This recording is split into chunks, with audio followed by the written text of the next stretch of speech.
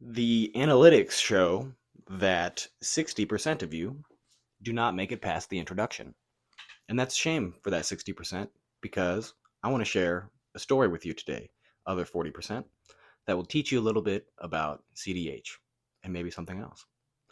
We're going to start off with a story here that you've heard before. It's not in any specific form, but it's an archetypal story that you've seen in cEDH games over and over, and other things, other situations. And you'll see that in a moment. The story that I'm going to tell is classic, and it starts with a villain, a Sauron, a Darth Vader, a nemesis, a powerful character who must be stopped and cannot be fought by any person one on one. And this person, this nemesis, arrives, and a hero recognizes it is his time to rise to the occasion. It's time to shine. The Captain America pops up. Um, the Harry Potter pops up. Somebody like that. And what they do is they confront this nemesis, and in the process of doing so, they rally the forces and they give them a direction and they identify the weak spots of this big boss. And they initiate the process of taking down the nemesis. And sometimes that process is successful. You take down the nemesis. But what happens to the hero after that? They get stabbed in the back. If you find yourself getting stabbed in the back by the people that you just rallied to stop the arch nemesis, if that's you in the story too often during these cEDH games, you need to change your playstyle. You need to change your deck list. You need to change your perspective on how we're playing this game. And with that as the introduction, we're going to explore the nature of the game. What is the nature of cEDH as a game? How does it relate to other games? Um, I think the unique aspect of our particular cEDH activity is that it is multiplayer and it's so highly interactive and dependent upon human communication, which, if you listen to the experts, and I do, 95% of which happens non-verbally.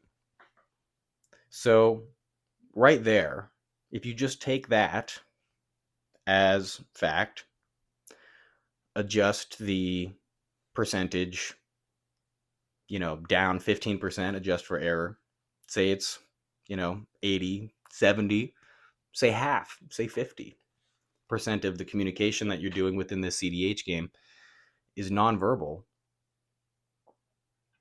Let's just take that as the premise,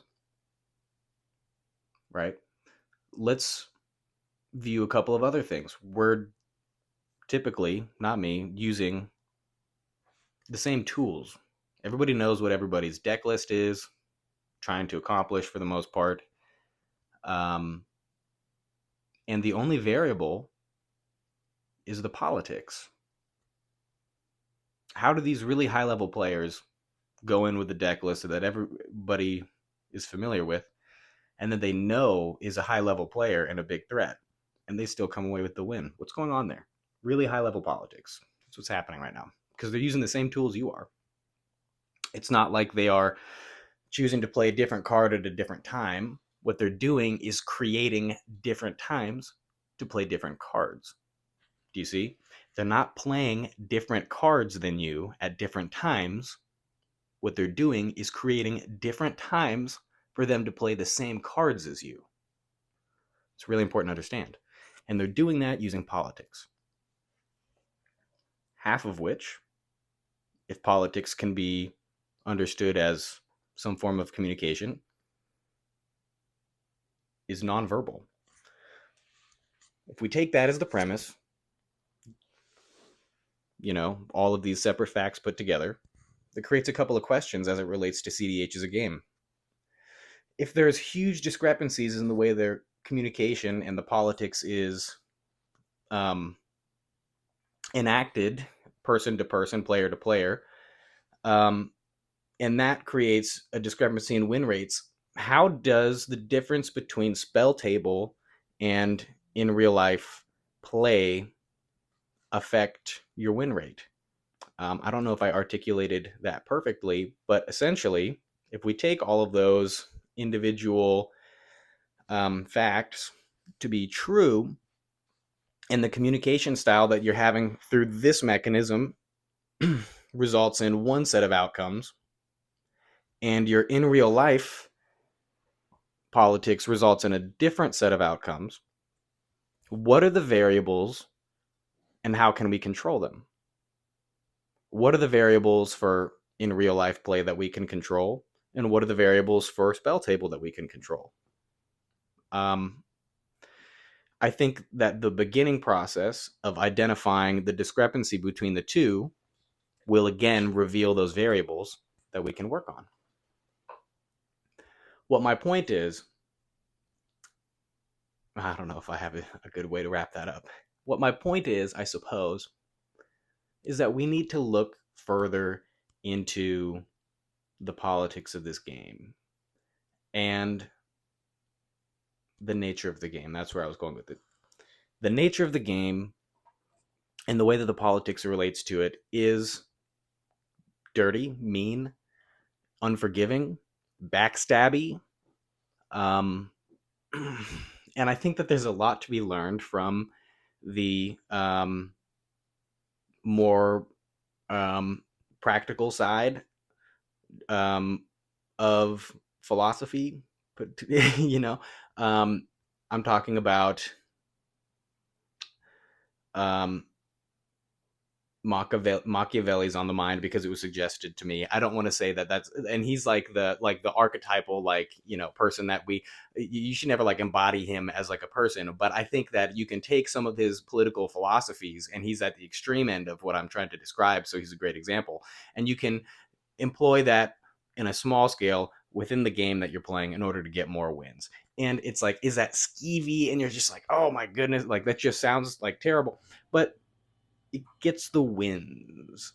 So I'm going to read you a question that somebody on the Discord asked, and I'm going to read you my answer and how the conversation got started.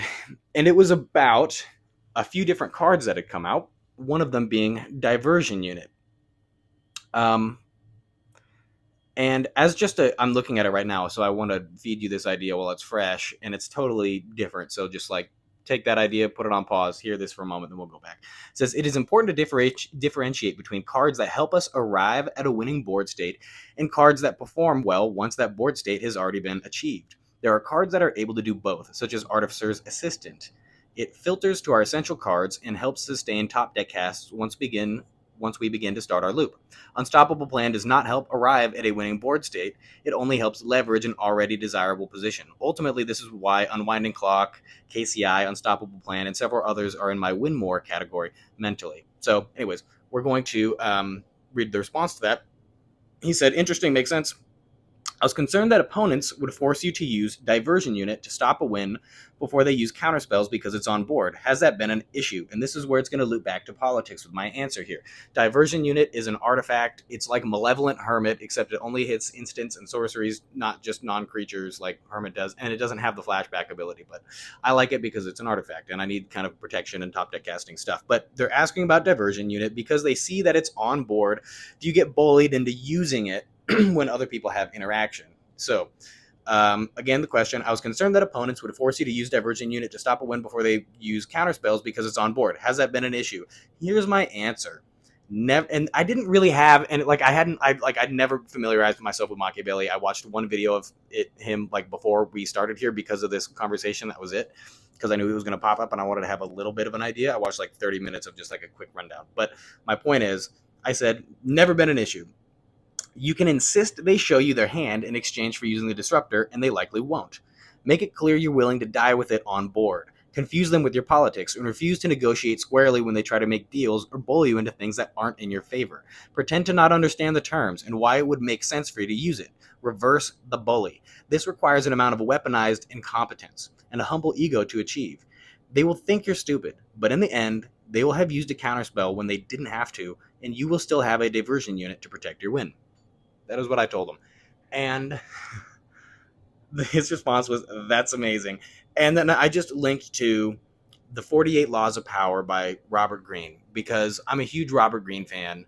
I watch the Tom Bilyeu show. Really cool guy, Tom. You should keep up with what he has to say about AI. And he's had several conversations with Robert Greene, who wrote The 48 Laws of Power, and I found some of those very compelling in the way that they linked back to cEDH. So I think we're going to, again, explore some of those ideas and link them back. He's like a Machiavelli inspired, or, as compared to, not inspired by, but compared to, maybe inspired by, I don't know. He's compared to him. There's big contrasts and stuff, and he talks about different things, but I think Robert's a really cool dude.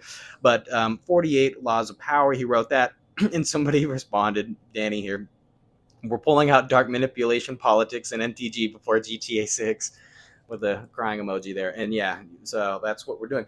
And I'm like, well, that's kind of a cool entrance into how we can apply these other philosophies to our game. So I'm suggesting that you guys all watch these videos. I linked The Art of War. It says, 21 Principles, Art of War, Sun Tzu. We've got 33 Strategies of War by Robert Greene. He's putting out more of this kind of content. Like the 48 Laws of Power came out like 20 years ago, 30 years ago, something like that. So he's been doing this a while. That's also a good one. And then he gave a talk at Microsoft. Robert Greene did, author of 48 Laws of Power, a Microsoft talk where he's applying military strategy in life. Okay. And so he talks about it as this like jealously guarded set of knowledge that can be applied not just, in military aspects, but also in life. For thousands of years, you couldn't let this get in the hands of, other people. It could be dangerous. And then he gives an example of Napoleon sending French soldiers over to Haiti, right, and taking over the island, and then the Haitians rebelling, getting their hands on that knowledge, which had been brought over by Napoleon soldiers. So it was, pretty sophisticated for the time as far as military thought goes, and they successfully used that to go and fight Napoleon's army, which was unprecedented at the time. They used it very successfully, good to them, and successful rebellion. Congrats to the Haitians. And they employed this knowledge that, again, we want to try and extract some portion of that we can apply to our game and hopefully get an edge on the opponents. And that's like, that's like wielding the power of the dark side here. And I know it's skeevy, but we're going to try and do it, because what are we here to do? We're here to win. Cool. So I got another guy that popped up. He's saying some of these laws are kind of sketchy, and this is where Machiavelli got brought up and why we're bringing them up so much. It says, for a video with Machiavelli as the thumbnail, Law 6 is very un-Machiavellian, stand out at all costs. Also, avoid the unhappy is pretty un-Machiavellian, easier to manipulate. Also, keep others in suspense. If people see you as unpredictable, you will have a harder time gaining trust. Sure, don't be predictable, but don't necessarily make it obvious. So I'm glad that we're getting other people in the chat that are interested in having a conversation of this nature. Please keep it up. But, he's typing right now. Maybe we get a live response right here. But, I said, I'm a huge Robert Greene fan. I think The 48 Laws of Power is one of the best books we could read to upgrade our game. Greene is often compared to Machiavelli. He's sort of accepted it as his brand. However, he's contrasted his thinking and drawn key differences in some cool interviews. I'm also a huge Tom Bilyeu. He's a really cool dude. So I'd highly recommend this conversation. And then I linked to just a conversation about them. And then I said, I haven't actually looked into Machiavelli himself, but I believe you. I feel like he's the final boss at this portion of the journey before I move on to game theory. I've mentioned that a few times, but again, we're making this stop by stop. So we're going to make more videos like this one that are not like half baked, right? And then we are going to move on to game theory. After that, we will be studying chess grandmasters, notably Hikaru and Magnus Carlsen, the guys over there doing some great work. We want to see what we can learn from those guys. And then what we'll look into is what we can learn from high level poker and gambling, right? See what they're figuring out at the high level game. I had predicted that in cEDH games in the future, it's like it can go two directions. Maybe we get like huge poker glasses and you're trying to give away no information, or it's so like valuable as a player to like, have like that eye-to-eye contact, right? To be able to politic better. I don't know. So, we got. I intend to wrap with the concept of offensive realism as described by John Mearsheimer. The incentive structures of foreign relations and international politics map onto CDH in a way I think we can extract value from. I do agree with that. John Mearsheimer, he's an offensive realist. I don't know. I don't know. He's the biggest advocate for it. I don't know if they consider him like the originator of those ideas, but he's articulated them very well for a long time. And it's basically just a theory of politics that says that power is the main currency, and that the anarchic nature of foreign relations, where there's no higher arbiter, right? There's nobody, there's no higher being that you can run to if something has happened to you that's unjust, creates that dynamic. And that I believe that offensive realism perspective maps onto the cEDH table in the same way. You might have an arbiter that is a judge that can articulate the rules, but the overall power dynamic of there only being one winner and having to work together sometimes, but never truly being on the same page, a lot of the principles that John talks about map on pretty well, I think. So we're going to articulate that, explore it, and see if we can up our game doing that. So I linked just a video saying starting on the big M, and it was a lecture from the 80s about Machiavelli that I just updated myself with before this. There we go. And we've got a recommendation for The Prince. I mean, so yeah, so through that video I learned, and that was just the live update right there I was talking about. So The Prince is only 90 pages. It's by Machiavelli. It's supposed to be an interesting read, so I think that's a pretty good start. So how about before we wrap up and go on to the game theory, because the book's in the mail right now that another person in the subreddit had, excuse me, in the Discord had recommended. I've got Reddit on the brain because of that last video when I was trash talking the cEDH subreddit. If you haven't seen that, you should. It was pretty entertaining. I liked doing that video. See if my coffee's cooled down. But we are going to read, I guess, The Prince, quick 90 pages before we move on to the game theory portion. And then again, we're going to hit chess, poker, and a couple other things. Wrap up with the offensive realism portion, because ultimately what happened is this list kind of got figured out. I've been having extreme success with this list. It's a menace. Discovered a Giant's Amulet. That's a great card for protecting Urza, and it really fits into the list. The last game I played ended in a nice win. It's storming, and it's storming consistently. It doesn't go off as fast as a Rogsai or maybe a Dahada, but it's more resilient once it does. You can counter things, and it doesn't really matter. If you remove Urza, that's a big problem, but you can generally recast because we're pretty mana heavy. And then the other thing is there's a lot of redundant protection for Urza. So there might be that gap where you're putting it under the protection spell that you can hit it in. It might get hit by a swords or a path. I would recommend, if you're playing against me, to do that, or you should hit it with the Pyroblast on the stack. That also hurts a lot. But honestly, if that thing gets protected, it's a clock. So and it's a pretty fast clock. Anyway, we figured that out, the mechanics of it, and so we're going to move on to how to play this masterfully. We're going to play this deck now that we have the components of it in a way that is desirable, and and so I expect a radical change in my own politics that will be noticeable, and it will be a thing that we can do together with updates about how it's working out. And it will be, again, just like the process of choosing cards for a deck list, a process of finding things that do and don't work.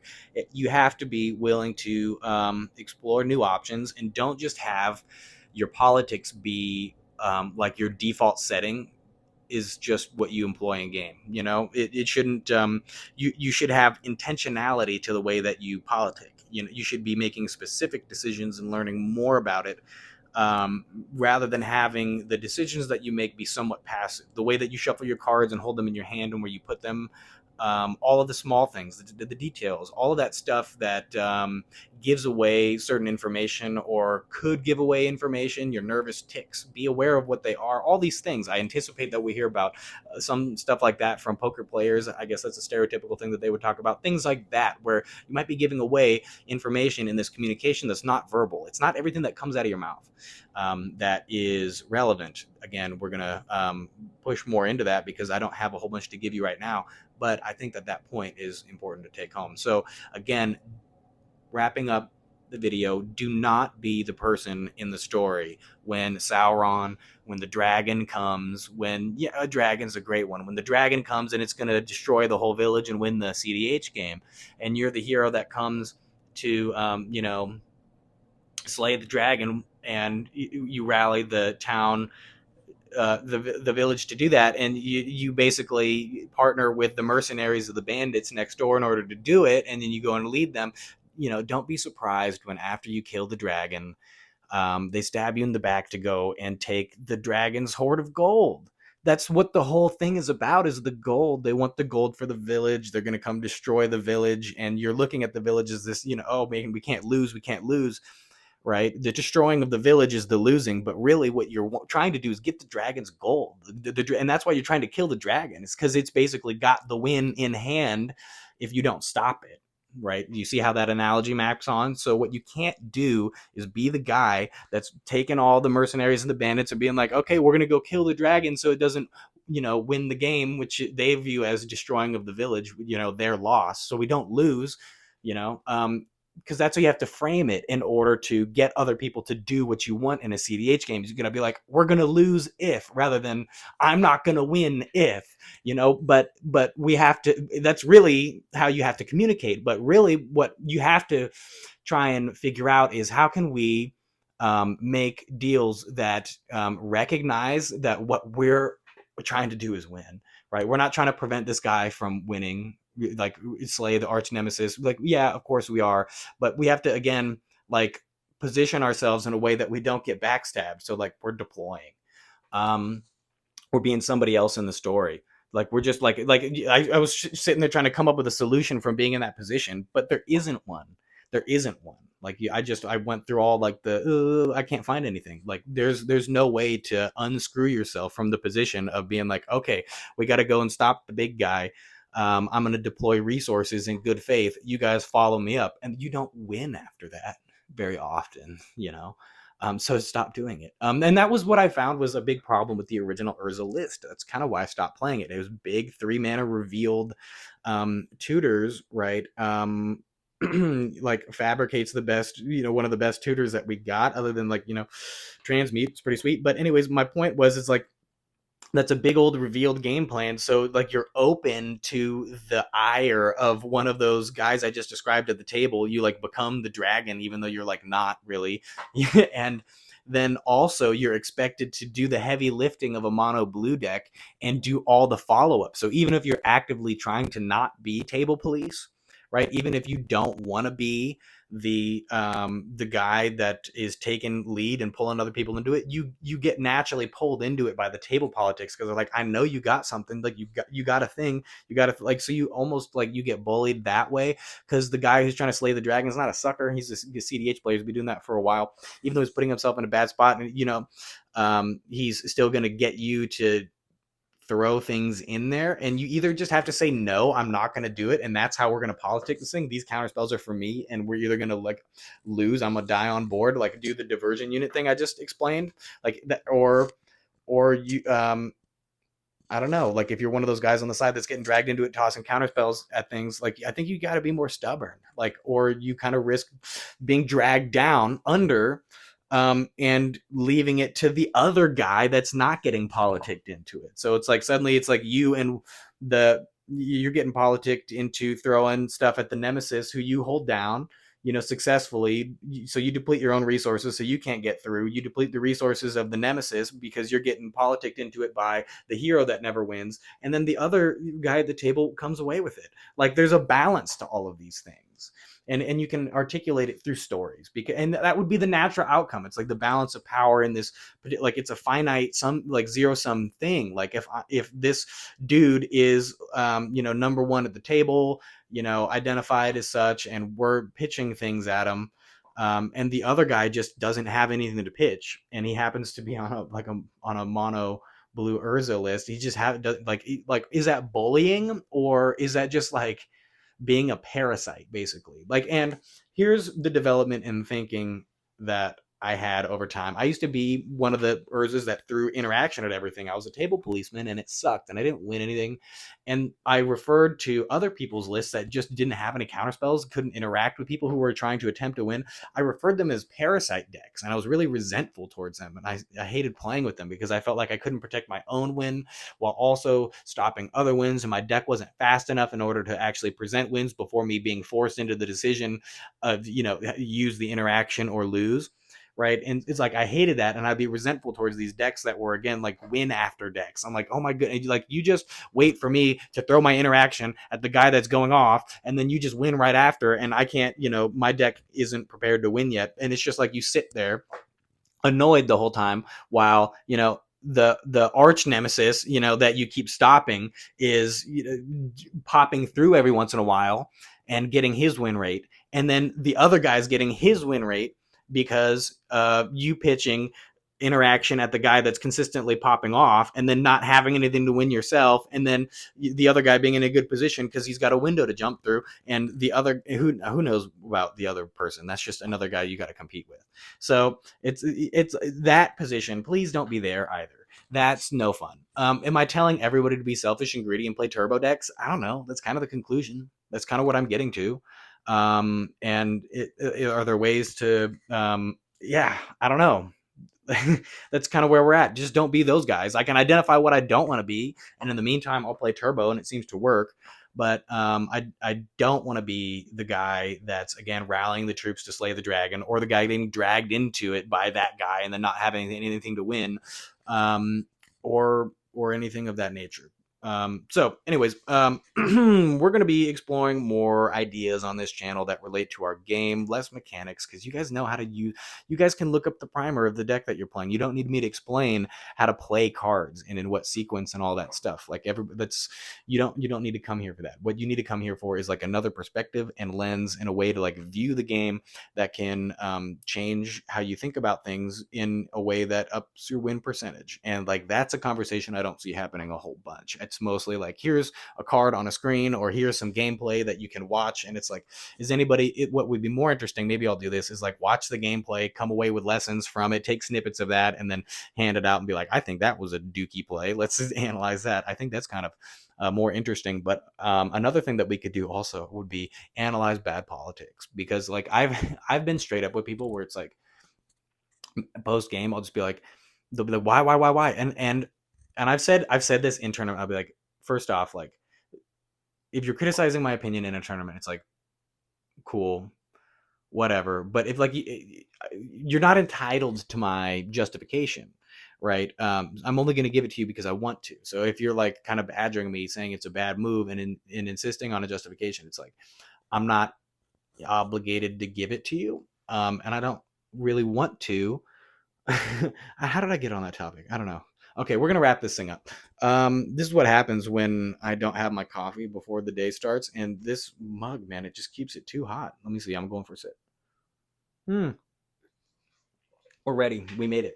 Okay, so if you guys want to play a game, you should hop into the Discord. I'm on the spell table pretty consistently, and we have a PDX cEDH grind team league where we have a looking for game mechanism where I'm on there all the time, and you don't have to be based in Portland at spell table in order to get in there. Pay like $5 a month to our cool Portland organizer Topher, and you will get right in there, and you can play with me and a whole bunch of other shredders that are top in tournaments all up and down the Pacific Northwest. It's the best place to come and grind and get better. So if you're looking for a place to play, again, PDX cEDH, go to that Discord. I'll have some kind of link in the description. Maybe you got to come to the Urza Discord, ask me about it, and then I got to get the go ahead from Tober before I start adding randos to our thing. That's what we're gonna do. But I guess if you're paying the $5 a month, I don't care. So anyways, come to the Discord if you want to play in this exclusive PDX cEDH Patreon exclusive server. That's totally worth it. I don't make any money from it. It's not a thing that I'm getting any kickback from, but it's something that I